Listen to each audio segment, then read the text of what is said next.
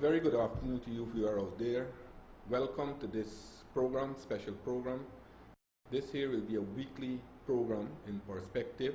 From time to time, I'll be having various personalities as my guests. This afternoon, we'll be talking on some specific issues. And you know for a fact since May the 11th, the country, the whole development of the country have been put on a standstill. And we are seeing a downward slide of our economy.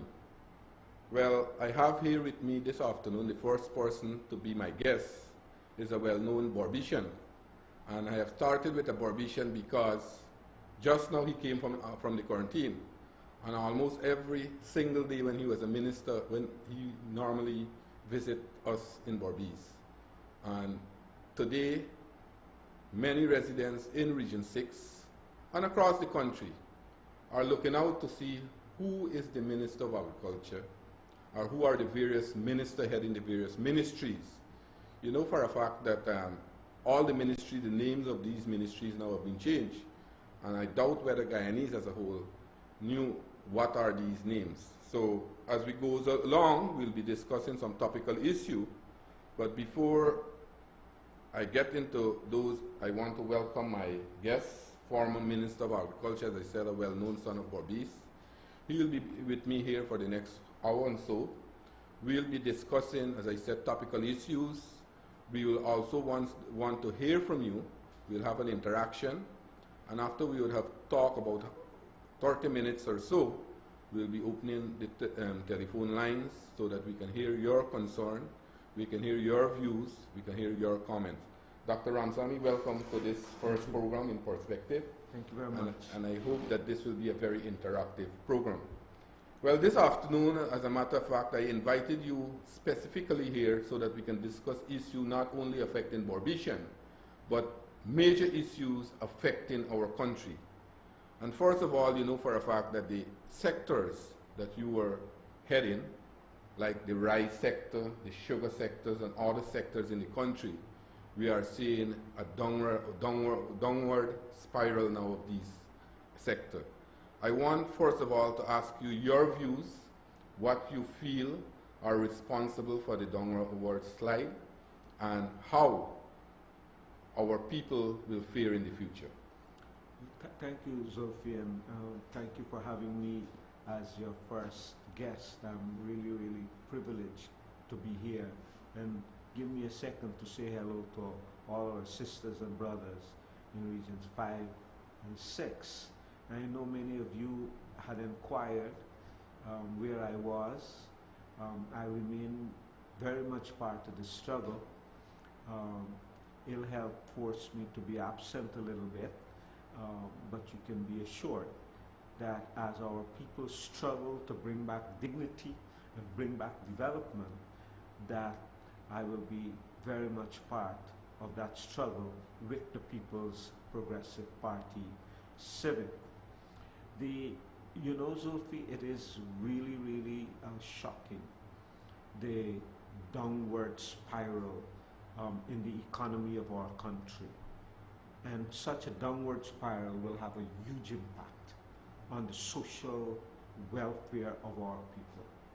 We already see it, the loss of hope already. You go into the city, you go into the markets of our country, and you wonder what happened to the dynamism that we had seen. We had traffic jams and so on. The retail business has virtually collapsed in our country. Let's start with rice. We brought rice, as you know, from nothing. It was dead in 1992. We had begun to bring rice in from Italy. Our export in 1991 was 37,000 tons of rice. And our production was under 90,000 tons. And that was shocking enough because in 1964, we were producing more than 200,000 tons and exporting more than 100,000 tons. So that we had a huge contraction, and the PPP brought it back to where at the end of 2014 we were producing almost 650,000 tons, and we had exported 503,000 tons, and export accounted for 250 million US dollars. And this had grown from a small rural... From a 90,000 tons? Yes. Right. From a 90,000 ton, and from small rural family enterprises to a big business in our country, the biggest business in our country, owned exclusively by Guyanese people in our villages. We had set the stage for 2015 to pass 700,000 tons, and we may very well do that, because we left the second crop that was supposed to become the biggest crop ever in the history. That's what we handed over to the APNU AFC. Since then, we have seen the collapse of the price. Right. We have seen the collapse of the market. You see, you and I and our brothers and sisters out there can't eat all that rice. You got to sell the rice, export it. If you don't export it, the industry will collapse. People will abandon the fields, etc. What has happened is that we lost the Venezuelan market. We lost the Panama market. The two together accounted for 50% of the export. So 250,000 tons by the two countries alone. And there were 31 other countries that were importing Guyana's rice, the other 50%. When you lose half of your market, you're in trouble. Okay. And you see it with the price. So farmers who used to get $3,000, $3,500 per bag of paddy are now getting $1,500, $1,800 for grade A. Maybe $2,000 in some places.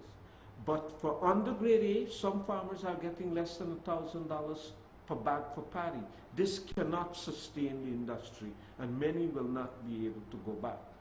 But this happens with a background of the APNU AFC promising these same farmers $6,000, $9,000 per bag. Most of them promised $9,000 per bag. Right in New Amsterdam, in the various TV stations, I know that people like Ramaya and Charandas, Nagamutu, Ramjatan all came. Occasionally they had people like Jinnah Rahman and Durga, Turen Durga representing them, promising the farmers, one, new markets. You remember they used to use the term, we got the market and we back pocket. Doc, if you could address this also. When these guys were saying that they will find market, or they will be getting for farmers $6,000 to $9,000 per bag, what they were basing their argument or promises on? This was just to dupe the people, or just they were what do you call it? They were honest enough to say that they will get more market. Your view on that too? One, people like Durga and so were previously in charge, and they had lost all the markets. So there was no way they were going to get. They had new markets, and all the because in the early 1990s you could count the markets on your fingers. Right. It was just the Caribbean and Europe. We added Central America, Nicaragua, Panama, Guatemala, and so.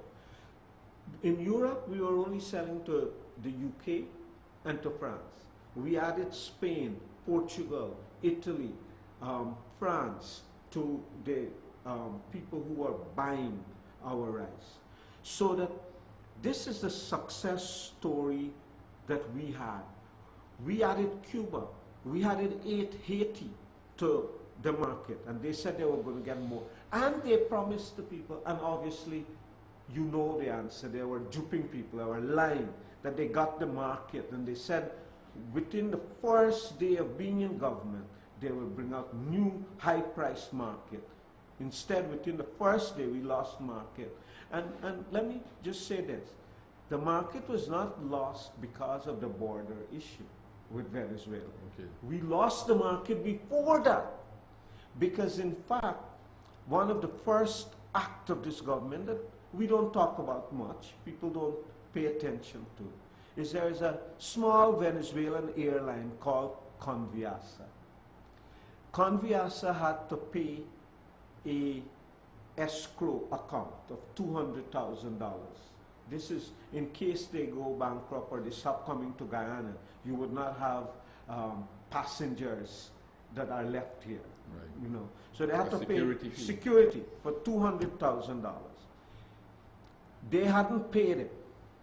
When this started before, when we were in government, and we made a decision because we could have grounded them. But we decided that it was not worth grounding the airline for $200,000 and put at risk $130 million mark. Right. And that's why I've always said that people matters.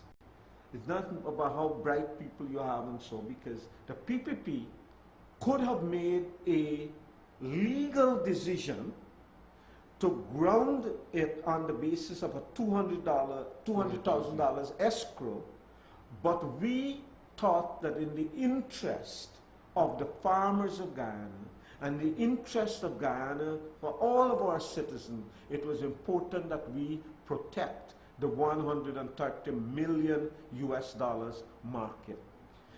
Because it would have worth us putting that money instead of losing $130 million. At the same time as we grounded them, we had 12,000 tons of rice and paddy sitting at the wharf with a ship, with 2 ships, waiting to take it out. The day we grounded Conviasa, Venezuela sent notice to Guyana to stop shipment. Okay. And what we also have not talked about is the government of Guyana incurred an expense because it's got to pay those ships. Those ships left empty, but they were paid. For the trip. For the trip. And so let's not make the mistake that you can't blame the people because we lost the market because of the border issue. We may have lost it anyways because of the border problem, but we lost it first. But just for the viewers to know, this rights shipment was stopped somewhere in August or July. Yes, somewhere in July. And the contract was up in November. In November. Okay. So we had by then exported some 70,000 when we were still in government, so that it came to us, not even half of the 200,000 tons have been shipped to Venezuela. But you didn't lose just a sizable market. You also lost the best price market in the world. No country in the world paid a price that Venezuela was paying for us. And incidentally, on Friday, President Maduro announced that they formally have ended the rice trade with Guyana. So the little hope that we get that if we talk to them, so that everything has ended, and they have now begun to negotiate a new contract with Suriname. So Suriname gets a chance to build its rice industry, and now we have another competitor in our backyard. You know, so when you do these things, you kill the industry. If these prices continue, farmers will not be able to go back. And if we don't, and here is what's going to happen, because since you're not exporting, you got to store it. Right. These rice mills will go into the next crop with large stocks, carryover stock. So you might get less field being taken up now to plant. Because when those farmers, let's say all the land are cultivated again, when they bring their harvest the next crop, millers can't buy it because they have no space to store it. The storage, already you see the long lines. People are waiting longer than ever before to have their rice, their paddy taken care of. So the industry is poised for destruction, and it's deja vu, because the PPP in the 1960s gave to the PNC a thriving, successful rice industry that they broke down.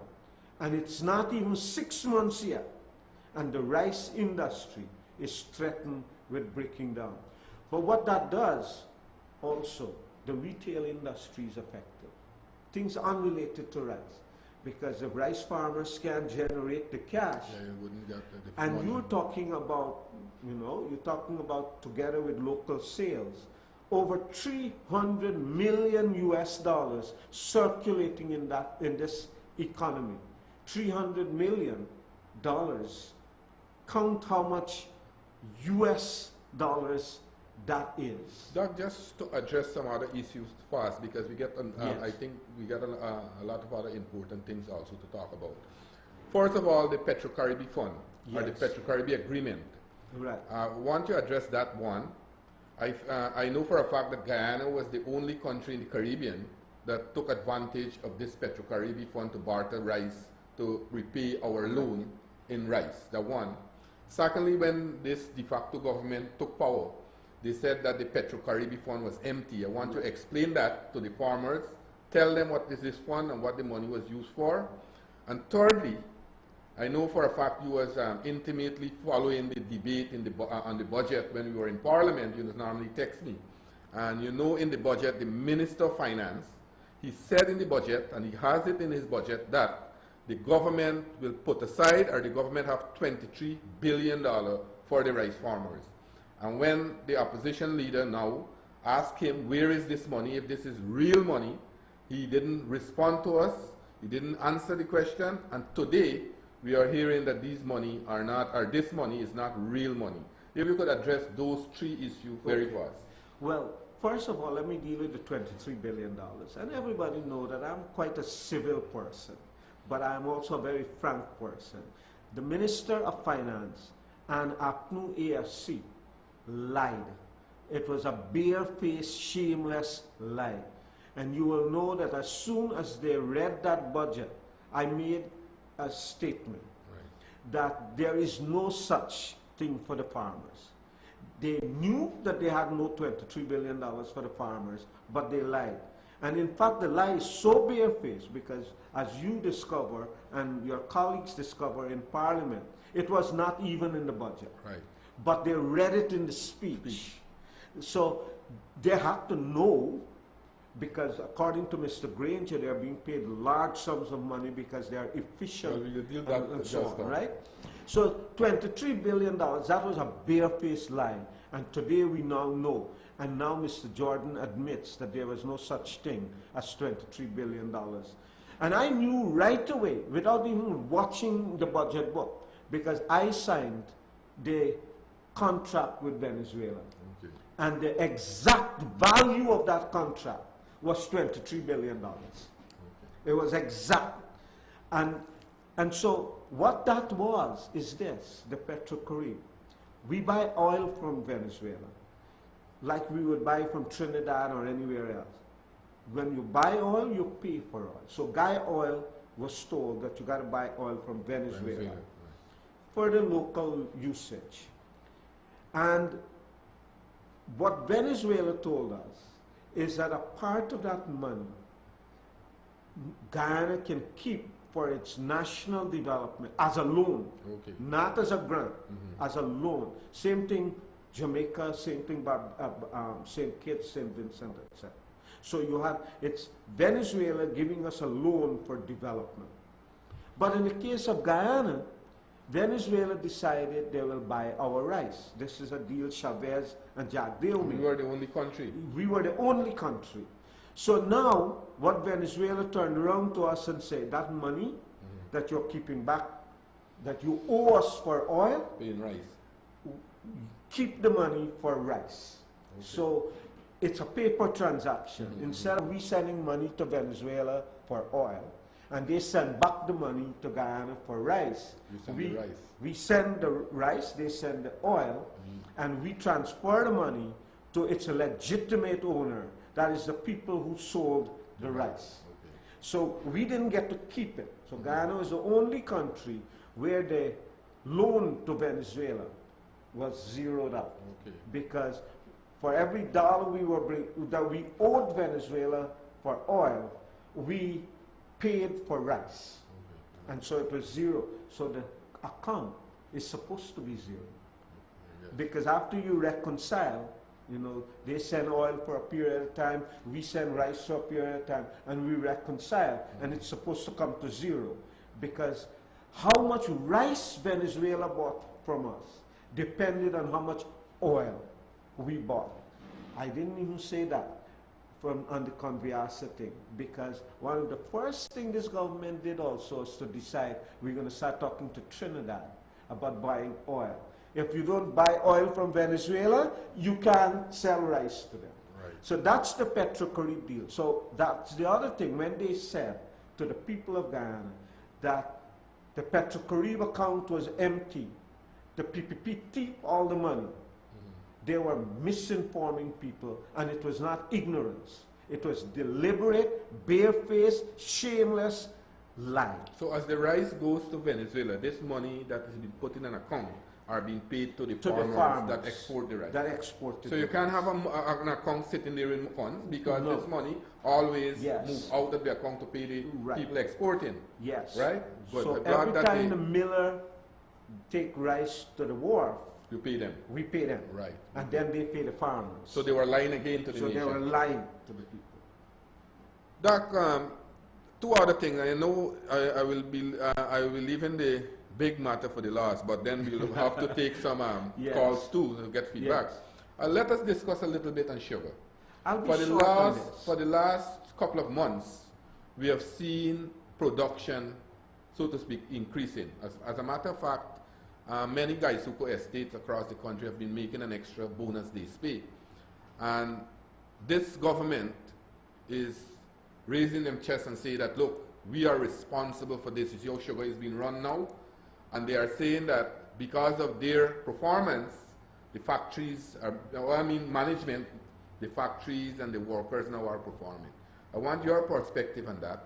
And I want you also to say out there, so that the sugar workers and many of the people out there will know what have caused this increase in production and why these estates or factories are performing better. Okay. And the answer is one that I've provided before when we were in government. Because when we were in government, from around 2010, when we started getting climate change problems and so, Gaisuco has always performed during dry weather. Yes. Every time the weather cooperated with us and we have extended dry weather, Gaisuco performed. So the performance in Gaisuco today is not different from any other dry period that we have had in the last several years. Let people go and check. And it's the same field, because they did nothing to the field. The field you're talking about, or the field that was there under the PPP government, same acreage. The cane that are now producing sugar are the cane that was planted when the PPP was in government. Okay. It's the same factory. Nothing has been done to the factory from May to now. Okay. Same factory. It's the same manager, some little slight movement of people. And when it comes to Errol Hanneman and Paul Bim, the two new CEOs, they were the same people in charge. And during their tenure, there were low production. The production last year under Raj Singh was higher than it was the previous year when it was Paul Bim in charge. And the previous year to that, it was Errol when it was even lower. Okay. Right? So these same new management that they talk about were the original management that they forced up. It was under their advocacy and push that the government, that Mr. Errol Hanneman decided to leave. It was under their pressures that the government was forced to say, let's put somebody else to change. And that somebody else increased the production last year. So the turnaround had begun already. And in fact, the first crop of this year was one of the largest first crop for several years now. So that this second crop, which is usually a drier, longer crop, always a bigger crop, it is not shocking to see that they have improved. That's one. So good weather has accounted for some of the things. And everything they are doing right now are the very things in the turnaround plan. because we said we will surpass and reach 350,000 tons by the end of 2017. And you're seeing it happening now. You got some other development too, because when the Skeldon factory was built, and you know we had a lot of problems there, that time they were in opposition and they were calling it the Jagdeo White Elephant. And then now the factories, the factory start to perform with the TCS, I understand is very low now, you're getting. Yes. And now they are taking ownership of the factory. Right. I hope that whenever you got the weather change and you might have the factory go back to when it was there before, they will not change their course and say again, this is Jagdeo's White Elephant. And by the way, the first crop, Skeldon also on several occasions produced at about 10 and 11 TCTS. It wasn't consistent, but the changes we made, the results are being shown in this crop. And there's one other factor. Because of the downturn in the economy, retail, construction, they have all gone down. Workers are now ensuring that they are working, so the labor pool has become more consistent because people have no choice. Yeah, well, I wanted to come to that because now you have more, the percentage of labor turnout is more now. It's higher. Because there are no more avenues to do other alternative work. Precisely. Right? Yes. But I want to come to the COI, the Commission of Inquiry that is set up. I understand so far over $50 million has been spent. And you had a former Minister of Agriculture who knew nothing about sugar. And he is, I understand they are now, with the leak report, they are now proposing that some factories should be closed. Your views on those things? Well, one, the expense for the COI is likely to be closer to 80 million rather than, because they've already in August expended over $54 million. So I expect this will be a huge cost for an industry that needs investment. Secondly, I don't expect the COI will tell us things that we don't know. Everything I've heard them talking about are things that we've already talked about. And some of the initiatives are already included in the turnaround plan that we have and are being implemented, the 5-year plan. So I will be shocked if there is anything new that they come up with. But what will be new is some of their recommendations, which will be consistent with some of the things they have said when they were in opposition. Remember, they closed down sugar and grow tilapia, etc. And I am being told, I've been reliably informed that one of the recommendations is to close a number of estates. High Flock, for example, LBI is another example, and shockingly, Rosal Kanji. And I hope that this is not true. And I know that they consider this, and it was a recommendation. Whether they have gone ahead and foolishly put it in the report, we have to wait and see. But I also know they will be making a recommendation on privatization, that the industry should be privatized. A privatized industry will not invest in the common good, because Gaisuco is not just a regular business. Right. Gaisuco also invests in drainage and irrigation, not for sugar cane, but for a large deal of the rice industry receives water from Gaisuco.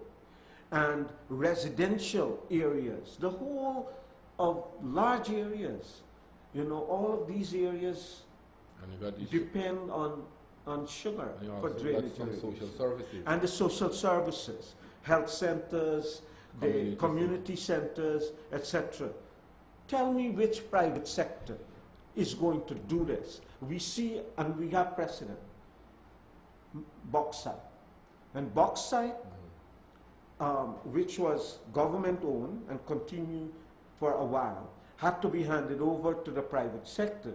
The private sector discontinued all the public good that they were providing. Because a business, a private business, is about investing to make profit. They will not go out of their way to take on costs that are not related to their business. And so these are very important things. I'm waiting with bated breath for this COI. and I want to repeat what Cherry Jagan has said, what the PPP has always stood for. We believe sugar remains an important part of our history for the long term, and we will not allow the closure of sugar in our country. And Berbice as a whole, both Region 5 and 6, although Region 5 is the largest rice producing area, then you have a lot of person dependent Gaisuk over there, right. And then you have 3 estate factories over here. And I think that if you close sugar or privatize sugar in Berbice will go down more, and Berbice would not be a ghost town because you have the direct and the indirect dependency on Gaisuku. You know that. And I think that their behavior, their response to sugar and rice is discriminatory. One, you want to say because most of those people are supporting and that's the what I'm People's saying. Progressive Party. It is discriminatory because it represents strongholds of the People's Progressive Party.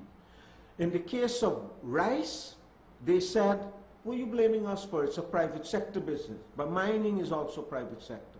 And I believe that the assistance, the subsidy given to mining are important subsidies because these are important industry. So I'm not opposed to it. Okay. In fact, I even believe that we could do more for mining industry. But why is it that we give to a private sector business and then turn around to rice and say that we can't intervene because that's private business? And when it comes to sugar, we are now saying, so we want to go and help out with bauxite and so on because it's areas that they have support. But when it comes to sugar, because it's PPP support area, let's close it, let's privatize it. It is discriminatory, and I have no apologies for saying that. Doc, I know time is going, and let me say that this is in perspective. This will be a weekly program where we'll have guests and various personalities to discuss topical issue. And over the last 30 or 35 minutes, we have been talking about 2 main sectors in our country, rice and sugar. I know for a fact that there is now in our country, people are vexed, people are disappointed, especially the supporter of the de facto government, about the salary increase. That is a topical issue now across this country. And I know that every single person who spoke, every single organization who came out of, who talked about this, criticizes the government a lot, why they increase the salaries, except 2 persons. And the 2 persons are Patrick Yard, and today I was reading the Kaichur, Adam Harris. They supported the increase. But let us talk about the salary increase. In the APNU AFC manifesto, they said that they will give substantial increase to public servants. They will increase old age pension. They will give more benefit to the pensioner, more benefit to school children. And we have seen today that almost all the benefit has been taken away. We have seen that the public servants had a minimal increase in wages and salaries, and we have seen the ministers and vice president and prime minister and president's salary gone up high, where salaries people now and their benefits. Well, let us talk first of all about the basic salaries, and then we can explain, yes. or then you can explain about the various benefits and all the other things they entitled for, driver and other things. But let us talk about the salaries. Yes. What you feel, how you feel that this government went in there and said that they went and meet an empty treasury. There was no money there to pay public servant. There was no money in the treasury to pay school uniform, cash grant allowance to the school children. There was no money there to continue the subsidies for water and electricity for the pensioner.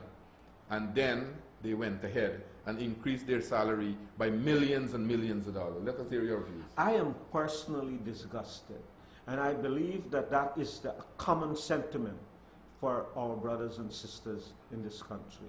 If there is anything that exposes the arrogance and uncaring nature of this government, it is that pay increase. For some reasons that you talked about. They couldn't give the pay increase, and they didn't give 5%, by the way, because they gave 5%, but it started from July 1. So that, in fact, when you compute it on an annual pay increase, it's 2.5 And we used No to give up to from 5%, January. right? From January. From January, 5%. And they did no consultation. They imposed it on people, and they had promised that they would never impose again. They will consult with the union, etc. They didn't do none of that.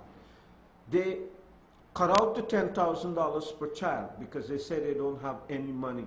And it is important to Guyanese to remember when we introduced this program in 2014, we informed the Parliament and the people that we are starting in 2014 with 10,000, that it will become 20,000, next year 30,000, next year 40,000, and the following year $50,000. By the 2018, it would be $50,000. That was the maximum mark. Per child. We had set a cap.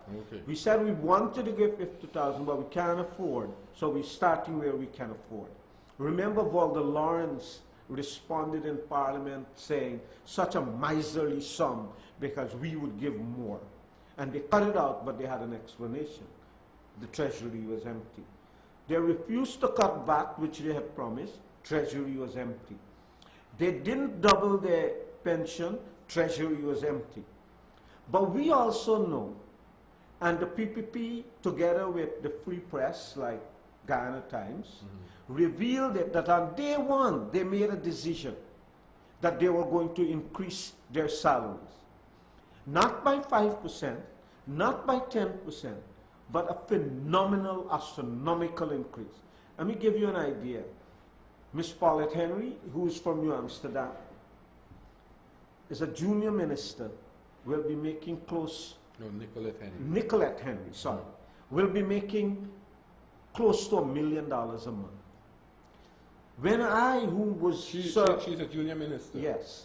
When I served as a senior minister and served in Parliament for 18 years, when I left this job a couple months ago, my take-home pay was about $1,800, less than $400,000 a month. Now a junior minister will be making double that. $1 million. $1 million a month. And remember, she gets 22%. 22.5% gratuity. Every 6 months. Well, every 6 months, but that's for the month. Okay. So when you add another $1,000 or so to the salary per month, they get all kinds of benefits. Here is the thing, that if Miss Henry in January gets knocked out from, let's say there's a reshuffle, and she gets a knockout, her pension will be larger than my pension after having worked so many years. After serving for 5 months? Yes, after serving for 5 months. She would get a bigger pension than me. But can you believe this? That a junior minister in Guyana will be making a salary that is bigger than the president of Venezuela. Can you believe that a junior minister in Guyana will be making a salary higher than the Prime Minister of India, who is in charge of billions of over 1.5 billion people, and is making a salary smaller?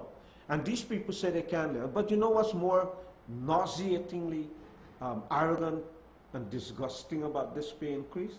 It is the reasons they gave. Mr. Harman says they had to do it. It was inevitable because you got to do something to prevent thieving. And this will prevent thieving. So should we pay police and public servants more money because we don't want them to be corrupt? So in other words, if you don't pay the minister, increase the minister, they will thief. That's so it's good now, it's okay now for the public servants to steal. Yes, and that is the message. That's why I say that in the annals and the history of the world, for the one of the most ridiculous explanation ever being given, this will rank number one. And I thought so. Until Mr. Trotman tried to explain. Here's Mr. Trotman's explanation. It's a fair thing because we didn't take all the money. We had a thing that we were going to increase it by double of what it was. So we take half of it. Y'all should be happy. This is their explanation. And I thought, you know, these are all ministers and so, that Mr. Granger will bring some sanity, having heard from the general public and everybody, that he will bring some sanity.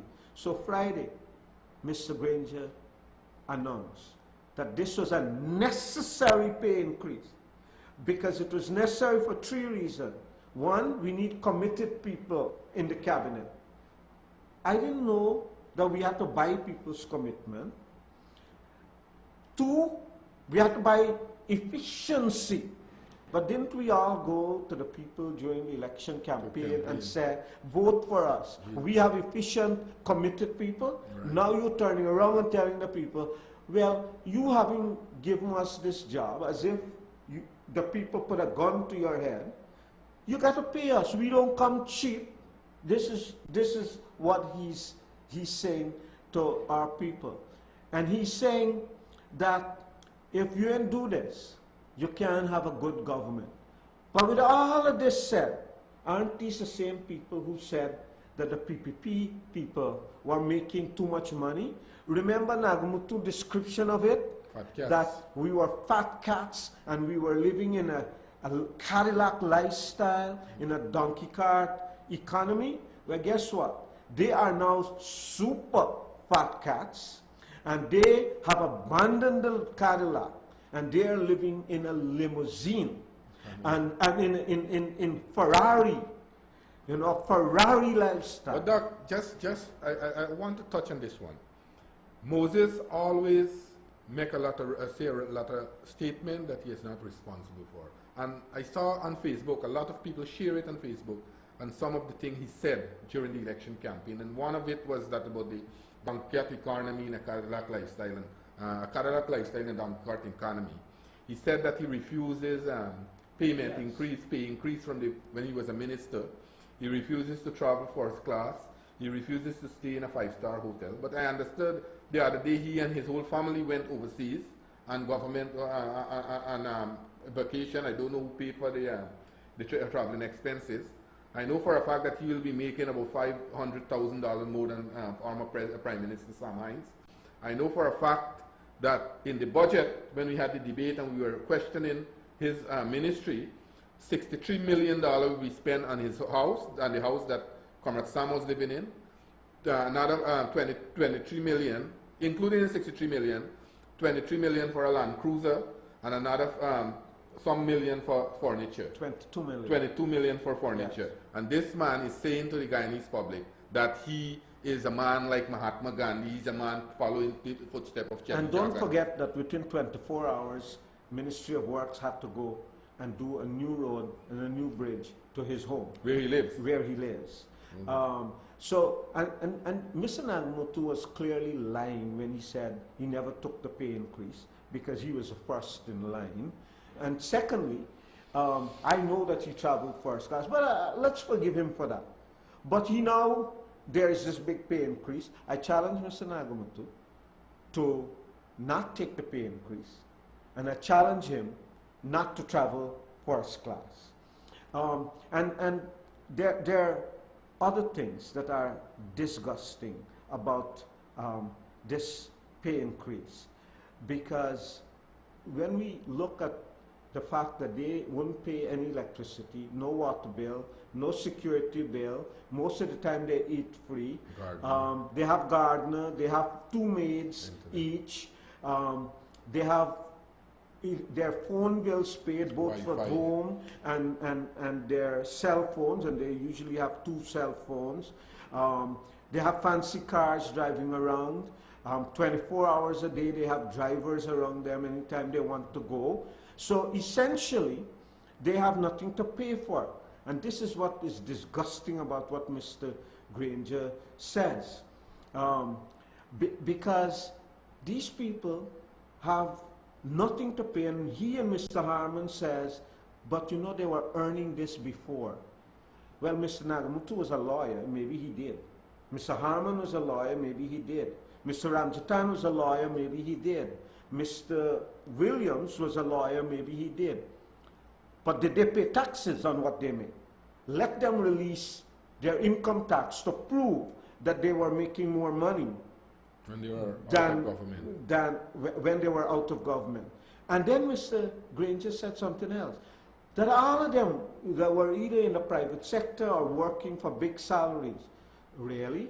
I don't want to call name, you know, I don't want to say where some of these people, Anyway. I know some were teachers. And so, what kind of money were they making? Some was signing papers, JP, and Yes. collecting fees, Yes, which is supposed to do free. And now they can't live on this. They said they can't live on this. This is the ultimate in fat cat politics. Anyway, Doc, I want to open our telephone lines. The number is on the screen, viewers. You could call the number, discuss any issue with us, make your contribution, make your proposal, ask us any question, and we will be willing to answer. We have here, as I said, former Minister of Agriculture. Not only agriculture, he was our former Minister of Health also, and he has played a very important role in the health sector. And I was at a meeting last Friday evening in Region 5, a businessman with the business community meeting. Dr. Ramsammy was there, our former president, Comrade Barajagre was there, and I heard him mention certain things, our achievement in the health sector, and what our government, the People's Progressive Party, civic government, was able to achieve in this country. And I remember former President Donald Ramotar was saying a couple of nights ago at the Tain Government School where we had that symposium, that when we were in opposition, he always had a clippings in his hand when he goes to these public meetings where a rat ate out a whole forearm of a young child. Yes. And today we are doing bypass and other open heart surgery. That's how far we have come. Right. So, Doc, I think there's a lot of issue we can talk about, but let us open the line and hear some call from our viewers out there. Hello, welcome to In Perspective. You're on our air. Hi, good night. I'd like to welcome Doc again once more to Bobby's. Thank you very much. Yes, I have a lot of issues that I could raise, but one of my issues, but a few weeks ago I went into New Forest. That was my first trip to New Forest. And I saw the road that you guys did. Very good. But the thing is that we have a new government about 5 weeks now, 5 months now, sorry. Right. I want to ask, have they ever went into New Forest in the take government? Well, Maybe not you can answer me that question, right? But it can be that they went in there because we have such a good road. And a part of it, right, has been caving in. okay. And it needs instant attention. Instant attention. That is one of my problems. Okay, I will be raising this with our regional chairman, but let me tell you what. Whenever we had problem when we were in government, you know for a fact that ministers, not only when I was regional chairman or Armogan or Dennis Diru, number of our people normally went into these areas when we had problem. For example, New Forest, I know for a fact Dr. Ramsammy and I went to New Forest when I was chairman there, and we look at the pump and the New Forest people were flooded out and so, things like that. But I will raise this issue with the region, the regional chairman, and ask him and his team to check it out. You know for a fact, and we haven't touched it as yet, they have employed a number of party hacks in Berbice. And I think Dr. Ramsammy will deal with one of them, who now is the chief accountant in Berbice. And I have here, I was going through one of the newspapers this morning, and it said that he is not qualified to be the REO for Region 6. And I think we'll deal with that at another time. But certainly, Carla, I will talk to the regional chairman to look at it, at the caving in of the road. Thank you very much for your call. Yeah. Yes, viewers, you're viewing In Perspective. With me is my guest, Dr. Leslie Ramsammy. We have been talking on some topical issues, and Dr. Ramsammy has been sharing his perspective on the issue, and I think those are facts. And we have just opened the telephone lines, and you can call in, make your contribution to the program. Yes, viewers, you are on the air. Welcome to In Perspective. Hello. Seems to last that So call. the caller made a very important point. Things will go wrong. With your best intention, we build a road and there's caving in. One of the things that people could say about the PPP government is that whether we did it perfect or not, we always responded. Just take this call, Doctor. Hello. Good evening. Good evening. Welcome. You're on the air. Comrades, I want to thank the PPP for doing a very good job. Thank you. And I want all the Guyanese people to know that their vote to change and they need to pay for it. Well, we have to educate them now because, you know, for a fact, people normally make mistakes with all these, Dr. Ramsammy was saying just now, with all these promises they have made. They came right here in Berbice, right on television in Berbice, and were talking about, for example, the rice sector, that they will have $6,000 to $9,000 per bag for rice. Today, we are seeing the rice industry is nearly collapsing, right? So we have to educate our people, and we have to continue to represent their cause, right? Some of them would still don't learn. Anyway, thank you. Continue. Thank you very much. Yes, Doc, we were talking about the salary increase, and I think Yes. that for a fact, what you and the head of the public service, he has been justifying this increase, and whereas the public servants have been, as you rightly said, Yes. 2.5%, if you look at the real terms. Right. You can't have a treasury that is empty and then go and rape the treasury and turn around and tell the workers, well, too bad. And in some way, Mr. Granger was saying, you know, they have to take care Let's of the take top. this call. Hello, welcome to this program, In Perspective. Hi, good night. Good night. Oh, I love your program. Thank you. Keep it up. Okay, and where are you calling us from? Pirate. Okay, thank you. So, Yes, Doc. Yeah, we in the PPP will be as good in opposition as we were in government. We will defend the rights of the people. Hello, welcome to this program. You're here. Yes, you all did a good job. Thank you. But there's one thing I didn't hear when the opposition or when the president said that $6,000 to $9,000 a bag. But I remember during Dr. Jagan days, we get up to 2,000, 3,000 a bag. It depends on the quality of rice. No.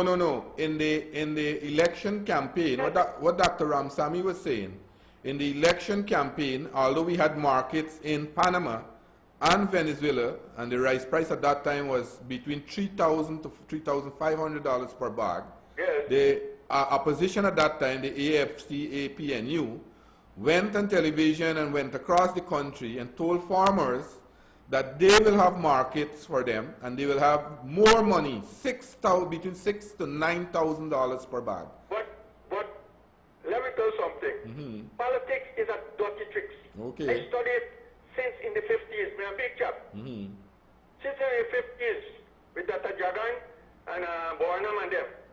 But what I'm saying, nowhere a farmer can get $6,000 a bag or $5,000 bag for paddy now. Right? Remember, you not got the market. But, You ain't got the market. no. But the point I'm trying to make, or the point we were trying to make, is that they should have never tell the farmers. Yeah, man, that's why I tell you, politics is a dirty game. But we haven't made that promises. You could ask Dr. Ramsammy, did you You ever? can't make wild promises. I You must be listen to all the responsible. campaign. I listen to the whole campaign with everything. Right? Promises, anybody make promise, man. Something you might go in the office and make promise to come to a man and you will get a job for me. And when you do go, just say, man, me promise you, but me not get you. All right, caller. But we should be realistic in our promises. We should be true. Sometimes political party made promises. We have made a lot of promises, Yes, but yes. we are trying to deliver on our promises. For example, in 1997, we said we will bridge the Berbice River. We Yes. said in the first PPP government that we will bridge the Berbice River, and we bridged the Berbice River in 2007, right, Doc? Yes. So the point I am trying to say that you must make realistic promises to the population, not go and say that you're fooling the people and say about rice price will increase to $9,000, where in fact, as you rightly said, you as said that we cannot get a bag of paddy for $6,000. Right. Right? Right. Anyway, thank you very much, Carlo. All right, good. Okay. Yeah, Doc, we are talking about this big increase in the salary. And I think for a fact that when you look around, the Minister of Finance, the Minister Trotman, Minister Harman, the President, all of them try to explain the salary increase, and every one of them is given a different. Because on day one they made a decision with no rationale that they will take this pay increase. They never studied it. They never discussed it. They just decided we have to pay ourselves big salaries. We get a call. Hello, caller. Welcome. You're near. Please turn on the volume of your television. Hello. Hello. Hello, good Hi. afternoon. Good afternoon. Hey, I'm glad you have a second as President Sunday because they share race. Okay. Well, we have to continue the fight. You know, for a fact that the election was held only 5 months They ago. take back roads on the roads all estate and hope to fill up your pan. Yes. Uh-huh. So what I'm saying, guys, they will take loan at the bank and so. Well, the point is that if they close down or they attempt, please turn on the volume of your television, please. If they try to close down the factory or close down Gaisuko Rose Hall, we have to come out on the street. And I hope that would you all be prepared to come out with the PPP on the street to ensure that Rose Hall Estate don't close down. Okay. All right, thank you very much, Carlo. Yeah, we were talking about this perspective these guys are giving, and all of them are giving different perspective and Yes. trying to justify it And in one different more ways. ridiculous than the other. Right. And people like Patrick Yard and others ought to be ashamed because we need to protect the interests of the workers. I remember that every time we had to go through expenditure, the interests of the workers were foremost on our mind. If we couldn't give them, we didn't take. Let's take this call, Doc. Hello? Hello. Good afternoon. Welcome to this live program. Yes, during the campaign, I think I was around. But one of the things I heard, I never heard that the government had promised. I heard that they said that they were getting about $9,000, but I didn't hear them say they were paid for. No.